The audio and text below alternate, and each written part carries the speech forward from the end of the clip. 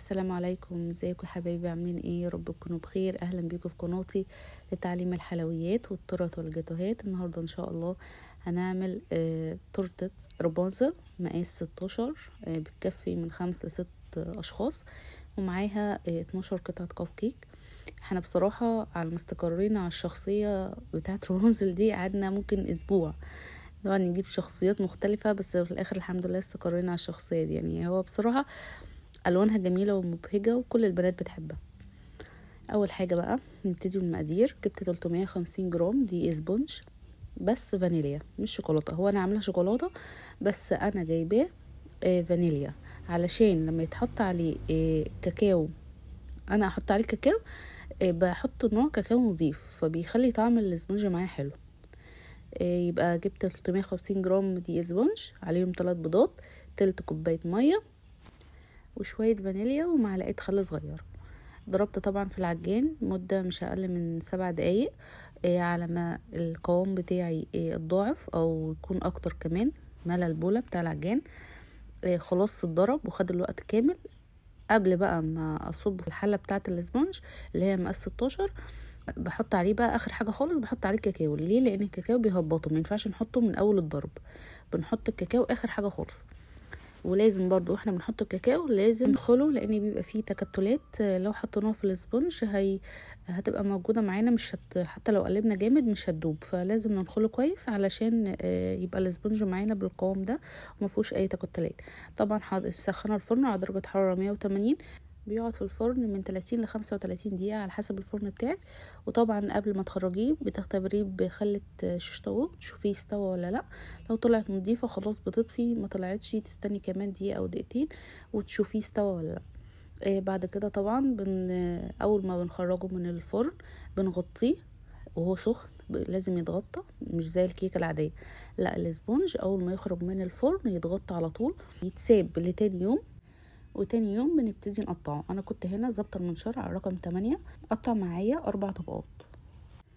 اما بقى المقدار الكريمه، انا بالظبط استخدمت حشو تجليس 1.25 كوباية كريمه. جبت اول حاجه كوبايتين ميه ساقعه متلجه وعليهم كوبايه كريمه. يعني الاول انا عملت مقدار كوبايه ولقيتها محتاجه كمان، فعملت ربع كوبايه كريمه كمان. الاول حاجه عملت كوبايتين ميه ساقعه عليهم كوبايه كريم شانتيه، عليهم معلقتين بستر كريم، معلقه لبن نيدو، ونص كوبايه سكر، وضربتهم.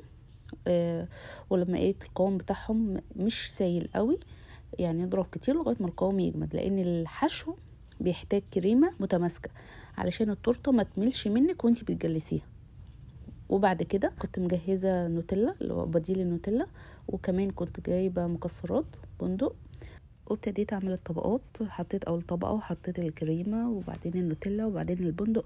وكمان لازم عشان نحط الطبقه التانية فوقيها لازم نحط على البندق طبقه كمان كريمه عشان الطبقه التانية تمسك في الكريمه بتاع الطبقه الاولانيه، لكن لو حطيناها على البندق على طول مش هتمسك. فلازم نحط طبقه كريمه على البندق والنوتيلا قبل ما نحط طبقه الاسبونج اللي فوق.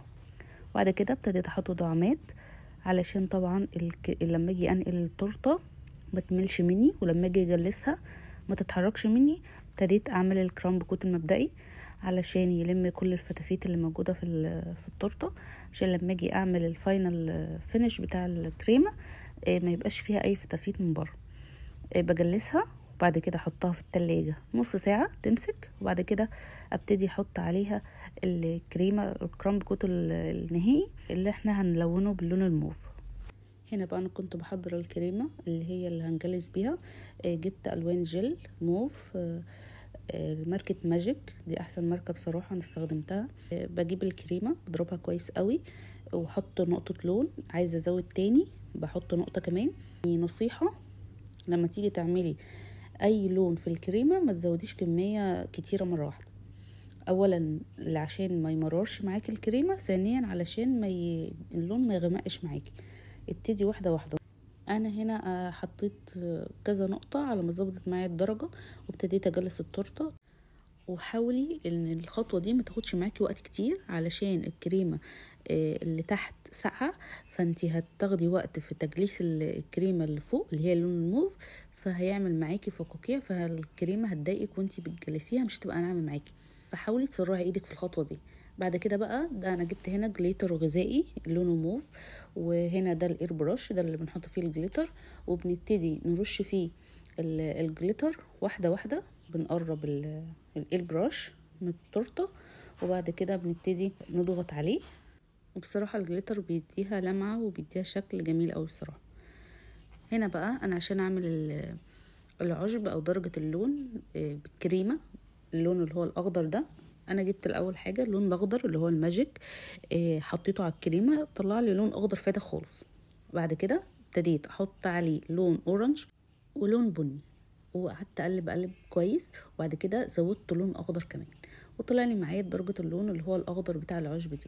جبت هنا القمع بتاع العشب اللي هو بيبقى فيه خروم صغيره كتير، وابتديت اعمل بالكريمه اللي هي شكل الاعشاب اللي فوق دي، وكمان عملت على البورد. هنا بقى كنت طابعه طبر. بنطبع الطبر منين؟ في كذا حد سألني الطبر ايه هو الطبر وبنطبعه منين وبنطبعه ازاي. اول حاجه في ابلكيشن اسمه بنترست، بنخش نسرش على اللي احنا عايزينه، اي شخصيه كرتونيه او اي ديزاين انت عايزاه بتسرشي عليه فوق في السيرش وهيطلع لك. بتعملي داونلود للصوره، وبعد كده بتوديها اي مكتبه او اي استوديو ويطبعه لك. بيبقى على ورق كوشيه او جلوسي، ده بيبقى ورق ضد الميه عشان لما يتحط على الكريمه ما يبوش. بنبتدي طبعا هو بيبقى في ورقه مقاسها 20 في 30، وانتي بتقصي الاشكال دي، يعني هي بيجي ورقه كامله على بعضها مقاسها 20 في 30، وانتي بقى بتقصي الاشكال اللي انتي طبعاها. وطبعا عشان نثبتها في التورته كده بنجيب اللي هي خلة السنان اللي هي الصغيره، او عصيان الكيك بوبس، ونلزقها بشمع على الصوره. انا هنا مثلا كنت عامله هنا الاشكال الكب كيك، كنت جايبه مفرغه الاشكال اللي هي بتاعت صوره رابنزل، ولازقاها من ورا بخلة اسنان صغيره بشمع، وسايباها تبرد. الكلام ده لازم يبقى قبل التورته بيوم. اما بقى هنا للكب كيك انا كنت عامله 12 قطعه كب كيك. طبعا اهم حاجه الالوان، يعني تكوني رابطه الديزاين بتاعك بالالوان اللي هتستخدميها، من ورق كب كيك، من توبر، من كريمه، من درجات اللون الكريمه. لازم يبقى فيه تناسق ما بين كل ده. انا هنا جبت ورق كب كيك لونه موف، والكريمه كمان درجه الاصفر خليتها زاهيه اكتر من موف، لان حاسه ان الموف هادي شويه، فزودت اللون الاصفر. وكمان عملت 6 الكريمه بتاعتهم اصفر و6 الكريمه بتاعتهم موف، علشان يبقى فيه تنوع كامل. وهنا انا ابتديت اعمل الروزيتات بتاعه الكوب كيك. جبت قمع 1M، وابتديت اعمل من جوه الورده من جوه لبره والفها، وجبت التوبر وحطيت في كل كوب كيك التوبر بتاعه. وده بس ده كان شكل الكوب كيك النهائي. ولو وصلت لغايه هنا من الفيديو ما تنسيش اللايك والاشتراك وتفعيل الجرس، ويا ريت كومنت جميل زي كده علشان تشجعيني اني اكمل. وهنا ابتديت احط الكوب كيك في العلبه بتاعته، حطيت الاصفر في مكان والموف في مكان. وكمان نسيت اقول لكم ان انا كنت عامله ورد صغير بعجينه السكر، وطبعا حط عليه CMC، وده برضو قبلها بيوم. وكمان كاتبه اسم البنوته الاموره مايا بعجينه السكر، ولزقت الحروف بتاعت عجينه السكر والورد بعسل جلوكوز عشان يثبت على البورد وما يتحركش لما اجي انقل التورته. وده كان شكل الكب كيك النهائي وشكل التورته النهائي. يا رب يكون عجبكم، ونستنون ان شاء الله فيديوهات تانية كتير. مع السلامه.